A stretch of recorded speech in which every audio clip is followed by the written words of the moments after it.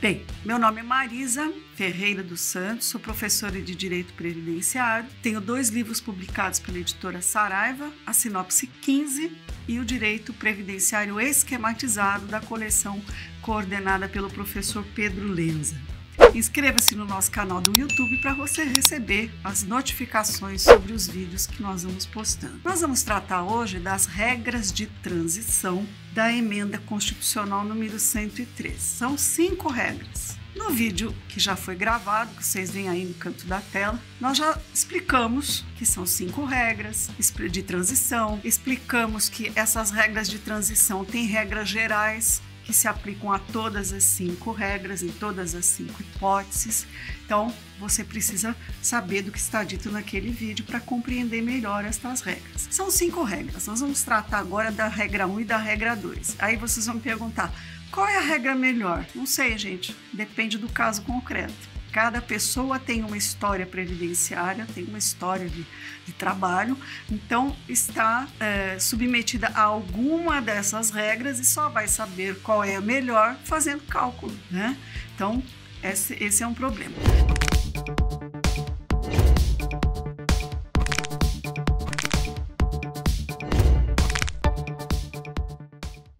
O que traz de diferente aqui a regra de transição? O que aconteceu com a Emenda 103 é que ela terminou com aquelas 2 aposentadorias que nós tínhamos, aposentadoria por tempo de contribuição e aposentadoria por idade, e deixou só uma aposentadoria voluntária com requisitos cumulativos de idade e tempo de contribuição. Aí se fizeram as regras de transição para quê? Para que eu dê cobertura previdenciária àquelas pessoas que já estavam contribuindo, mas ainda não haviam completado os requisitos para aposentadoria, nem por idade, nem por tempo de contribuição, quando a emenda constitucional entrou em vigor, que foi 13 de novembro de 2019. Nós não podemos jogar fora tudo que esse pessoal já contribuiu para o regime geral e simplesmente começar do zero. Então, nós vamos ver como é que eles vão transitar de um para o outro. A primeira grande questão que acompanha essas pessoas é um cálculo chamado cálculo do salário de benefício. Para todas as regras, ele vai se colocar nas 5 regras. O que é salário de benefício? O salário de benefício não é aquele valor que ele vai receber de aposentadoria. Não é. O salário de benefício é uma base de cálculo. A base de cálculo da renda mensal inicial do benefício. O que mudou no cálculo? Na regra anterior à emenda constitucional, quando eu ia calcular o salário de benefício, ou seja, a base de cálculo da renda mensal inicial, porque a renda mensal inicial é calculada num percentual em cima desse salário de benefício, por isso que ele é base de cálculo. Então, na regra anterior, eu pegava o período contributivo todo daquela pessoa, a partir da competência julho de 94, e separava daquele período de contribuição os 80% maiores salários de contribuição. O que é o salário de contribuição? A base de cálculo da contribuição dele. Então, ele contribuía sobre um salário mínimo, depois ele contribuiu sobre 3, depois contribuiu sobre 2, enfim. Eu pegava toda essa história a partir de julho de 94, é o mesmo plano real, essa é a justificativa, e pegava os 80% maiores salários de contribuição desse período e fazia a média. Então, corrigia todos eles, como eu continuo corrigindo todos os salários de contribuição, pegava os 80% maiores, somava e dividia, fazia a média aritmética simples. Então, o que acontecia? Eu desprezava os 20% menores. Com a regra de transição, isso deixou de acontecer. Eu não descarto mais aqueles 20% menores. Eu tenho que considerar 100%. Eu vou fazer a média sobre todos os salários de contribuição desde julho de 94, sejam menores ou menores, não vai interessar. Isso significa que esse salário de benefício, que é a base de cálculo da renda mensal inicial, já sofre uma redução, porque eu estou considerando também os menores, estou considerando 100%. Então, o que eu vou ter aqui? Um cálculo que já começa cortando valores, e consideravelmente. Qual é a primeira regra de transição? Considerando esse novo cálculo do salário de benefício para todas as regras de transição. Na primeira regra, que é a que está contida no artigo 15 da emenda, e aqui eu chamo a atenção de vocês para o seguinte: as regras de transição não estão no corpo da Constituição, elas estão na emenda. Isso aconteceu em todas as emendas constitucionais que a nossa Constituição de 88 passou em matéria de previdência. Nós temos a emenda 20 de 98, que tinha uma série de regras de transição. Depois nós tivemos a emenda 41, que tinha várias regras. Tivemos a emenda 47, que alterou um pouco, que também tinha várias regras de transição. E agora nós temos a reforma, a grande reforma da Previdência, que também tem várias regras de transição que estão no corpo da emenda. Então, você não estuda essa matéria lendo a Constituição apenas. Você tem que pegar a emenda constitucional para compreender. Muito bem. Primeira regra. Então, a regra de transição se aplica àquelas pessoas que já contribuíam antes da emenda, mas não haviam ainda adquirido os requisitos para se aposentarem por tempo de contribuição. Elas vão ter que cumprir tempo de contribuição e pontos. Então, não tem idade mínima aqui. Na regra permanente, tem idade mínima, como nós vimos. Nesta primeira regra de transição, não tem idade mínima. Mas tem os tais pontos, que é a antiga regra 85-95. O que é isso? Eu vou considerar 30 anos de contribuição para a mulher e 35 para o homem. Mas nesta regra, eu vou verificar se eles têm os pontos da regra 86-96. O que são esses pontos? Eu vou somar a idade com o tempo de contribuição. Essa soma tem que dar 86 para as mulheres e 96 para os homens. E essa pontuação vai aumentando 1 ponto por ano a partir de janeiro de 2020, até que se alcance 100 pontos mulher e 105 homens.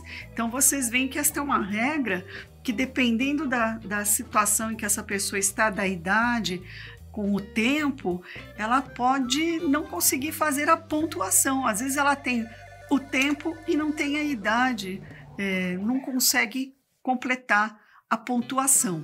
Então, é no caso a caso que você vai saber. Então, aqui é tempo de contribuição e pontos. Não tem idade mínima, porém, ela vai estar embutida nos pontos da regra 86-96, porque ela vai ser considerada somando com o tempo de contribuição.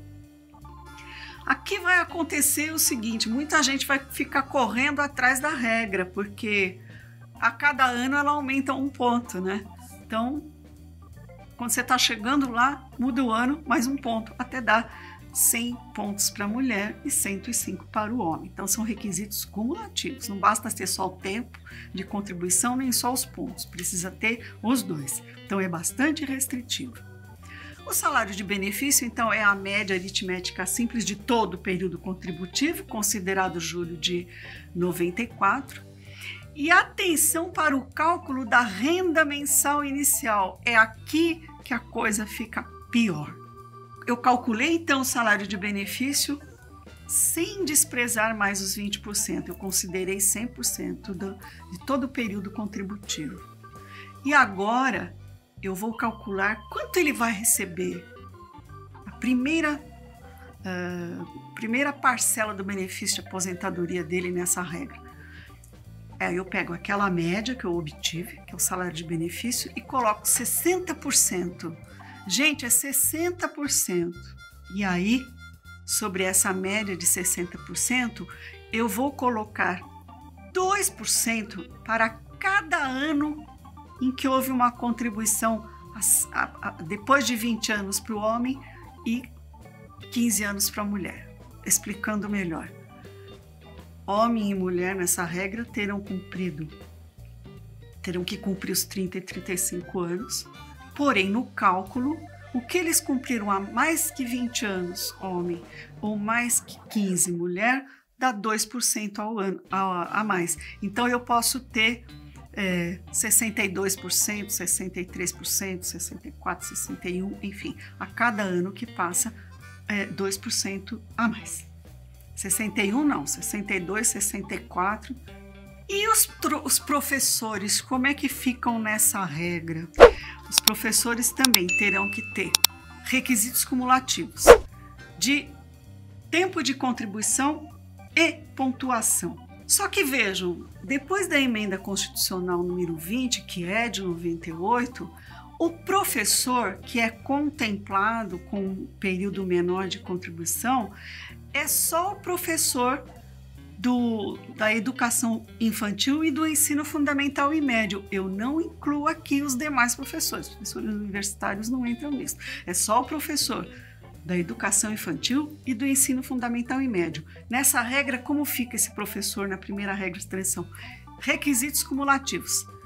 Só que o tempo de contribuição dele é exclusivamente na educação infantil e no ensino fundamental e médio. E mais os pontos, que são a idade e o tempo de contribuição. Como é que é isso? 25 anos de contribuição para a mulher e 30 para o homem. A pontuação, 81 para a mulher, pontuação que é a soma de idade e tempo de contribuição. 81 para a mulher, 91 para o homem, até aumentando um ponto a cada ano, a partir de janeiro de 2020, até atingir 92 e 100. O salário de benefício é calculado da mesma forma e a renda mensal inicial também, 60% sobre o salário de benefício.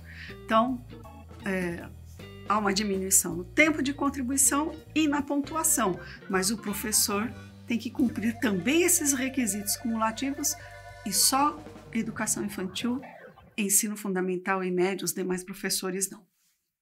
Os demais professores estão na regra comum.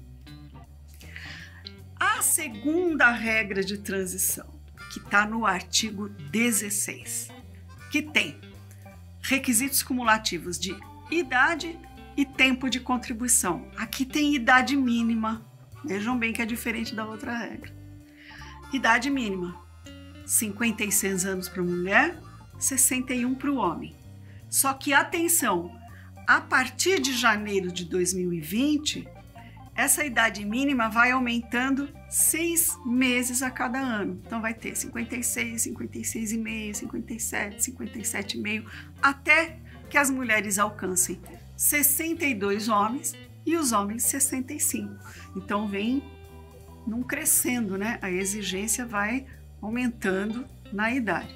O tempo de contribuição será 30 anos para a mulher e 35 para o homem. Então, eu vou ter que ter requisitos cumulativos. É diferente daquela regra anterior, que eu não tinha a idade mínima como requisito, mas eu tinha pontuação.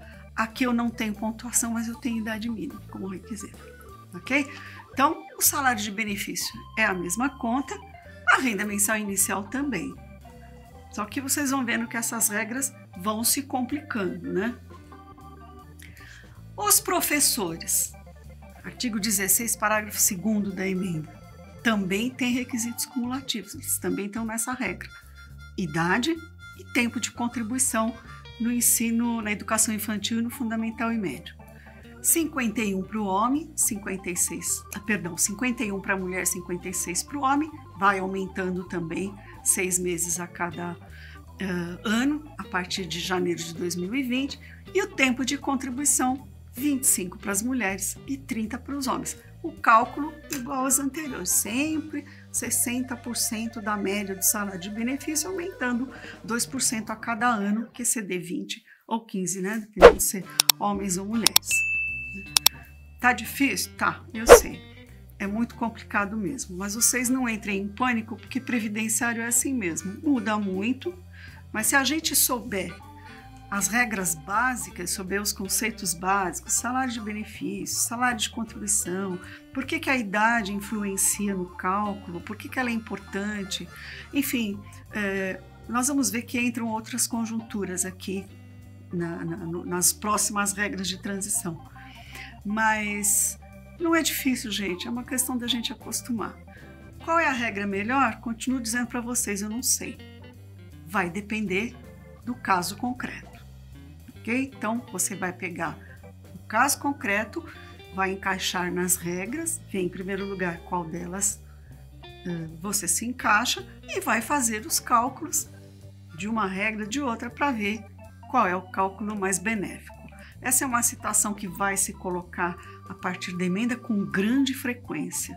E eu garanto para vocês, para advogar aqui, vai ter que conhecer cálculo. E para você passar em concurso, para você estudar o direito, você precisa conhecer as regras. Evidentemente, você não vai fazer o cálculo, porque haverá gente especializada para isso. Mas você precisa saber quais são as regras do cálculo, que são essas que eu dei para vocês. Assista o próximo vídeo que eu vou falar das próximas regras de transição.